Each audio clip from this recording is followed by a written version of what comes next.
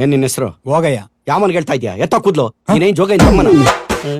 Sir ಹೊಟ್ಟೆ ನೋವು ಅಂದ್ರೆ ಕಿವಿ ನೋಡ್ತಿರಲ್ಲ ಸರ್. ಡಾಕ್ಟರ್ ಹತ್ರ ಪ್ರಶ್ನೆ ಕೇಳಬಾರ್ದು. ಕಿವಿಲ್ ತೂತೆ ಇಲ್ಲ, ಎಷ್ಟು ಮಾತಾಡ್ತೀಯೋ? ಆನು ಏಯ್, ಅಕ್ಷರಮಾಲೆ ಹೇಳು ಅನ್ಲಿಲ್ಲ, ನಾಲ್ಗೆ ಈಚೆ ಬಿಡು. ಅಬ್ಬಬ್ಬಬ್ಬ, ಎಷ್ಟು ವರ್ಷ ಆಯ್ತು ಉಜ್ಜಿ?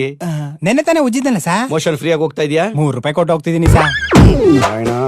ಏಯ್ ದಡ್ಡ ಮುಂಡೆದೆ, ನಾನ್ ಕೇಳಿದ್ದು ಕೂತ್ಕೊತಿದ್ದಂಗೆ ನೀಟಾಗಿ ಹೋಗುತ್ತಾ ಅಥವಾ ಅಂತ ಮುಕ್ಕರಿಬೇಕಾ? ಕೂತ್ಕೊಂಡ ತಕ್ಷಣ ಸಲೀಸಾಗಿ ಹೋಗುತ್ತೆ ಸರ್. ಅದು ವೆರಿ ಗುಡ್. ರೀಸಸ್ ಮೊದ್ಲು ಹೋಗುತ್ತಾ, ಲೆಟ್ರಿನ್ ಮೊದ್ಲು ಹೋಗುತ್ತಾ? ಎರಡಕ್ಕೂ ಕಾಂಪಿಟೇಷನ್ ಸಾ. ಯಾವ್ದು ಫಸ್ಟ್ ಆಗುತ್ತೆ ಅಂತ ಗೊತ್ತೇ ಆಗ್ತಿಲ್ಲ. ಮೇಲ್ಮನೆ ಅಂಕಲ್ ಕೆಳಗಡೆ ಇದಾನ, ಕೆಳಗಡೆ ಆಂಟಿ ಮೇಲಿದಾಳ ಅಂತ ಗೊತ್ತಾಗುತ್ತೆ.